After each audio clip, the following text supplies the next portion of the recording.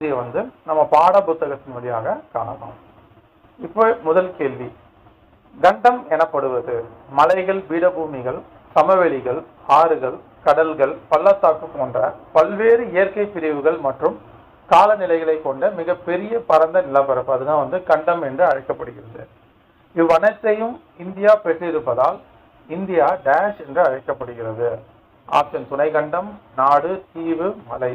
என்னன்னா துணை கண்டம், சப் கான்டினென்ட் என்று அழைக்கப்படுகிறது. ஏன்னா ஒரு கண்டத்திற்கு உண்டான அனைத்து வகையான இயற்கை பிரிவுகளும் காலநிலைகளும் இந்தியாவில் காணப்படுவதால அது வந்து துணை கண்டம் என்று அழைக்கப்படுகிறது. அடுத்து இரண்டாவது கேள்வி, பொறுத்துக. ஒரு பகுதியின் பொருளாதார நடவடிக்கைகளை, அதன் நிலவியல் மற்றும் காலநிலைகளை கூறுகள். இப்போ கடலோர பகுதி, அங்க என்னன்னா மீன் பிடித்தல், உப்பு தொழில் சரியாக பொருத்தப்பட்டுள்ளது. சமவெளி பகுதி வேளாண்மை தொழில், மருத நிலம். சரி. மலைப்பகுதி மேய்த்தல் நிலம் மற்றும் இந்த காஃபி, தேயிலை இதெல்லாம் வந்து பணப்பயிர் வந்து பயிரிடுகிறது. அப்போ இதெல்லாம் வந்து சரியான காலநிலை கூறுகளோடு பொருத்தப்பட்டுள்ளது. அடுத்து மூன்றாவது கேள்வி, மலைப்பகுதிகளில் நிலவும் காலநிலையானது காஃபி, தேயிலை போன்ற டேஷ் தொழிலுக்கு உகந்ததாக உள்ளது. இது என்னன்னு பாத்தீங்கன்னா தோட்டப்பயிர். இது தோட்டப்பயிர் அல்லது பணப்பயிர் என்று அழைக்கப்படுகிறது. இந்த தொழிலுக்கு உகந்ததாக உள்ளது மலைப்பகுதியில். அடுத்து மேகாலயாவில் உள்ள டேஷ் அதிக மழை பொழியும் பகுதி ஆகும். இப்போ நீலகிரி, பம்பாய், காஷ்மீர், மவுண்ட் சின்ராம் இது வந்து மிக முக்கியமான பகுதி. இந்தியா வந்து பல்வேறு காலநிலைகளை கொண்ட பகுதி. மிக அதிக மழை பெய்யும் பகுதி மேகாலயாவில் உள்ள மவுண்ட் சின்ராம். அதே நேரத்தில் இதற்கு மவுண்ட் சின்ராமுக்கு அடுத்தது சிறப்புஞ்சி, அது முன்னாடி சொல்லிட்டு இருந்தாங்க.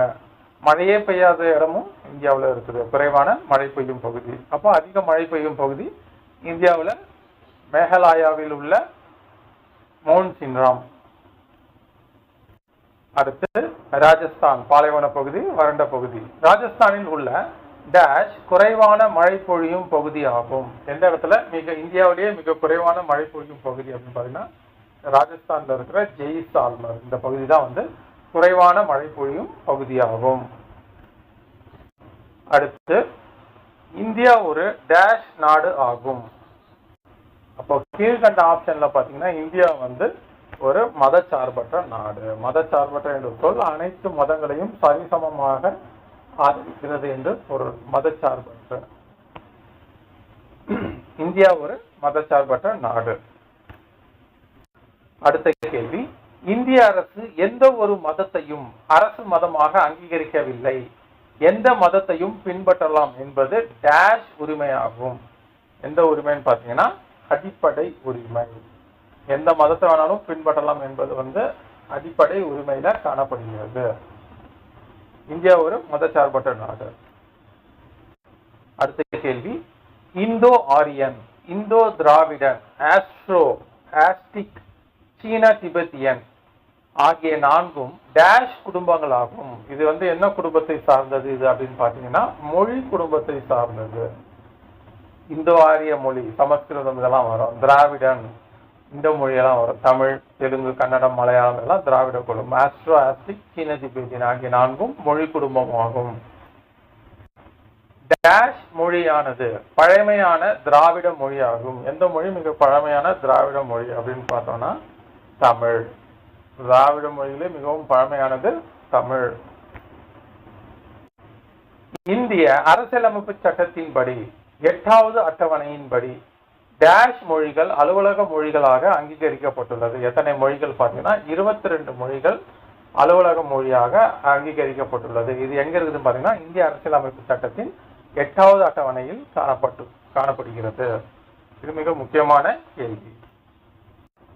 டேஷாம் ஆண்டு இந்திய அரசால் முதல் செம்மொழியாக தமிழ் மொழி அறிவிக்கப்பட்டது. எந்த ஆண்டு அறிவிக்கப்பட்டது செம்மொழியாக அப்படின்னா 2004ஆம் ஆண்டு தமிழ் மொழி செம்மொழியாக அறிவிக்கப்பட்டது. அடுத்து பொறுத்துக. செம்மொழிகளாக அறிவிக்கப்பட்ட ஆண்டுகள். சமஸ்கிருதம் 2005 சரியாக உள்ளது. தெலுங்கு மற்றும் கன்னடம் 2008 சரி, மலையாளம் 2013, ஒரியா 2016. அப்ப இவை அனைத்தும் சமஸ்கிருத மொழிகள். இவை அனைத்தும் சரியாக பொருத்தப்பட்டுள்ளது. அடுத்து, இந்தியாவில் டேஷ் மாநிலங்களும் 9 யூனியன் பிரதேசங்களும் உள்ளன. எத்தனை யூனியன் பிரதேசம்? 9 யூனியன் பிரதேசங்கள். அப்ப எத்தனை மாநிலங்கள் இருக்குது பாத்தீங்கன்னா 28 மாநிலங்கள். இந்தியாவில் உள்ள மாநிலங்கள், அவற்றின் பெயர்கள், யூனியன் பிரதேசங்கள், எவ்வாறு ஒரு மாநிலத்தை பிரிப்பது, சேர்ப்பது, அதன் எல்லைகளை மாற்றி அமைப்பது என்பது அந்த விதி 1 இருந்து 4 வரை கூறுகிறது. இந்திய தொல்லியல் கல்வெட்டு சான்றுகளின் 60% டேஷில் இருந்து கண்டுபிடிக்கப்பட்டவை ஆகும். அவற்றில் பெரும்பாலானவை தமிழ் மொழியிலேயே எழுதப்பட்டுள்ளன. அப்போ இவை எங்க இருந்து கண்டுபிடிக்கப்பட்டது இந்த கல்வெட்டு சான்றுகள்லாம் அப்படின்னு பார்த்தீங்கன்னா தமிழ்நாட்டில் தான் கிட்டத்தட்ட 60% கல்வெட்டுகள் கண்டெடுக்கப்பட்டுள்ளன. இந்தியா வேற்றுமையில் ஒற்றுமை நாடாக விளங்குகிறது. இந்த சொற்றொடரானது நமது சுதந்திர இந்தியாவின் முதல் பிரதமரான டேஷ் டிஸ்கவரி ஆஃப் இந்தியா என்ற நூலில் இடம்பெற்றுள்ளது. இந்தியா வேற்றுமையில் ஒற்றுமை அப்படின்னு சொல்றாங்க, யூனிட்டி இன் டைவர்சிட்டி. அப்போ இது ஜவஹர்லால் நேரு அவர்கள் டிஸ்கவரி ஆஃப் இந்தியா அப்படின்ற நூல்ல இதை இந்த வேர்டை சொல்லியிருக்கிறாரு, வேற்றுமையில் ஒற்றுமை. இந்தியாவோட கலாச்சாரமே அதான், வேற்றுமையில் ஒற்றுமை கொண்ட நாடு. இந்தியாவில் பல்வேறு இன மக்கள் காணப்படுவதால் இந்தியாவை இனங்களின் அருங்காட்சியகம், பல்வேறு இனங்களின் அருங்காட்சியகம், வரலாற்றில் டேஷ் அவர்கள் கூறியுள்ளார். யாருன்னா B.A. ஸ்மித் அவர்கள் இந்தியாவை பல்வேறு இனங்களின் அருங்காட்சியகம் என்று கூறியிருக்கிறார்கள். வேற்றுமையில் ஒற்றுமை என்று கூறியவர் ஜவஹர்லால் நேரு. அடுத்த கேள்வி, ஒரு குறிப்பிட்ட சமூகத்தின் நடைமுறைகள் மற்றும் பழக்க வழக்கங்களை டேஷ் என்று சொல் குறிப்பிடுகிறது. எதுன்னு பார்த்தீங்கன்னா பண்பாடு. ஒரு குறிப்பிட்ட சமூகத்தின் நடைமுறை மற்றும் பழக்க வழக்கங்கள் தான் பண்பாடு என்று சொல்லப்படுகிறது. தென் ஆப்பிரிக்காவின் முன்னாள் அதிபரான நெல்சன் மண்டேலா அவர்கள் டேஷ் ஆண்டுகள் சிறை வாழ்க்கைக்கு பின்னர் 1990ஆம் ஆண்டு விடுதலையானார். இவர் தென்னாப்பிரிக்காவில் இருந்த இனவெறி நிறைக்கு எதிராக முடிவு பெற்றார். கிட்டத்தட்ட நெல்சன் மண்டேலா அவர்கள் எத்தனை ஆண்டுகள் சிறையில் இருந்தார் அப்படின்னு பாத்தீங்கன்னா சுமார் 22 ஆண்டுகள் சிறையில் இருந்தார். குடிமக்களுக்கு எதிராக மதம், இனம், சாதி, பாலினம், பிறப்பிடம் என்ற அடிப்படையில் பாகுபாடு காட்டக்கூடாது என்று இந்திய அரசியலமைப்பு சட்டப்பிரிவு டேஷ் வலியுறுத்துகிறது. எந்த சட்டப்பிரிவுனா 15 ஆர்டிகல் 15(1) இந்த ஆர்டிகல் தான் கூறுகிறது. சட்டத்தின் முன் அனைவரும் சமம் என்று 14 கூறுகிறது. ஜாதி மத வேறுபாடு காட்டக்கூடாது 15 கூறுகிறது. 16 வேலை வாய்ப்பில் அனைவருக்கும் சமம். 17 தீண்டாமை ஒழிப்பு அப்படின்றத சொல்கிறது. இந்தியாவில் சமத்துவமின்மை மற்றும் பாகுபாட்டிற்கான மிக முக்கிய காரணம் டேஷ் முறையாகும். எந்த முறைன்னு பார்த்தீங்கன்னா ஜாதி முறை மிக கடுமையானது. இதுதான் இந்தியாவின் சமத்துவமின்மை மற்றும் பாகுபாட்டிற்கு மிக முக்கிய காரணமாக காணப்படுகிறது. அடுத்து, டேஷ் கால ஆரிய சமுதாயத்தில் நிலவிய வர்ண அமைப்பில் இருந்து சாதி படிநிலை முறை உருவானது. எப்பத்துல இருந்து தோன்றியதுன்னா வேத காலத்துல இருந்து தான், ஆரியர்கள் வருகைக்குள்ள இருந்து தான் இந்த சாதி முறை அமைப்பானது தோன்றியது. தொடக்கத்தில் வர்ண அமைப்பும் தொழில் அடிப்படையில் நெகிழ்வான சமூக பிரிவினைகளையே கொண்டிருந்தது. பிற்கால டேஷ் சமுதாயத்தில் இறுக்கமான பாகுபாடுகள் நிறைந்த பிறப்பு அடிப்படையில் படிநிலைப்படுத்தப்பட்ட சாதி பிரிவுகளாக வர்ண அமைப்பு விரிவடைந்தது. எப்பன்னு பாத்தீங்கன்னா வேத காலம். அதுவும் குறிப்பா எந்த வேத காலம்னு பாத்தீங்கன்னா பின் வேத காலத்துல தான். முன் வேத காலத்துல ஜாதி முறைகள் தோன்றியது, அது ஓரளவு தான் இருந்துச்சு. அதை பெரியதாக இது பண்ண பின் வேத காலத்தில் தொழிலின் அடிப்படையில மிக ஒரு இறுக்கமான ஒரு நிலையாக ஜாதி அமைப்புகள் மாற்றப்பட்டன, வர்ண அமைப்புகள் மாற்றப்பட்டன. இந்தியாவில் ஜாதி ஒதுக்குமுறைகளுக்கு எதிராக பலரும் போராடி வருகின்றனர்.